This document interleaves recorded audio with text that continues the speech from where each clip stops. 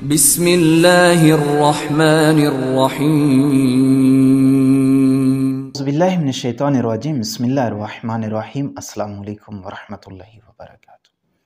ख्वाब में अपने मरहूमिन को देखने का फ़ायदा। अज़ीज़ान मोहतरम, अगर आप अपने मरहूमिन को ख्वाब में देखते हैं तो आपके लिए बहुत बड़ी खुशखबरी है, घबराना नहीं चाहिए। हिलियतुल मुत्तकीन में अल्लामा मजलसी ने इमाम जाफ़र सादिक़ अलैहिस्सलाम से रवायत को नक़ल किया है। फरमाया है कि एक रावी है और इमाम जाफ़र सादिक़ अलैहिस्सलाम की बारगाह में हाज़िर होता है और आकर कहता है कि मौला, मेरे दामाद का इंतकाल हो चुका है और वो अक्सर मेरे ख्वाब में आता है, मुझे खौफ है कि कहीं मेरा इंतकाल ना हो जाए। तो इमाम अलैहिस्सलाम ने सबसे पहले नसीहत फरमाई, कहा कि ऐ बंदा खुदा, मौत से कभी भी फ़रार इख्तियार न करना।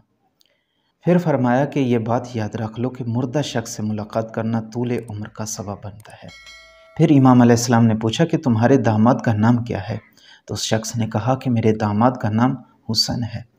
फरमाया कि जो हुसैन नामी शख्स से मुलाकात करेगा ख्वाब में, उसे ज़रूर ज़रूर एक दिन मौला हुसैन की ज़ियारत नसीब होगी। इसी तरह इमाम जाफ़र सादिक़ अलैहिस्सलाम से रिवायत है कि किसी ने रसूलुल्लाह सल्लल्लाहु अलैहि वसल्लम से आकर कहा कि या रसूलुल्लाह, उम्मे ऐमन पूरी रात गिरिया करती रही हैं और नींद नहीं की है। फरमाया कि उससे मेरे पास बुलाइए। उम्मे ऐमन जब हाजिर हुई तो रसूलुल्लाह ने पूछा, क्या माजरा है, क्यों रोती रही है? उम्मे ऐमन ने कहा कि या रसूलुल्लाह, मैंने ख्वाब देखा है जिसकी वजह से मुझे पूरी रात नींद नहीं आई है। रसूलुल्लाह ने फरमाया कि क्या ख्वाब देखा है? उम्मे ऐमन ने कहा कि या रसूलुल्लाह, मैंने देखा है कि आपका एक जिस्म का एक टुकड़ा है जो मेरे घर में पड़ा हुआ है, जिसकी वजह से मुझे पूरी रात नींद नहीं आई है। रसूलुल्लाह ने फरमाया, खुदा तुम्हारी आंखों को नींद नसीब फरमाए। अनकरीब फ़ातिमा के यहाँ हुसैन पैदा होने वाले हैं और तुम हुसैन की परवरिश करोगे।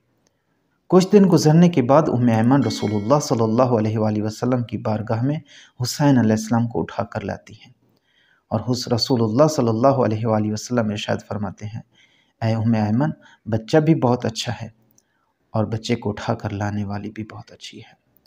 फिर फरमाया कि ऐ उम्मे ऐमन, तुम्हारे ख्वाब की ताबीर इस तरह मुकम्मल हुई है।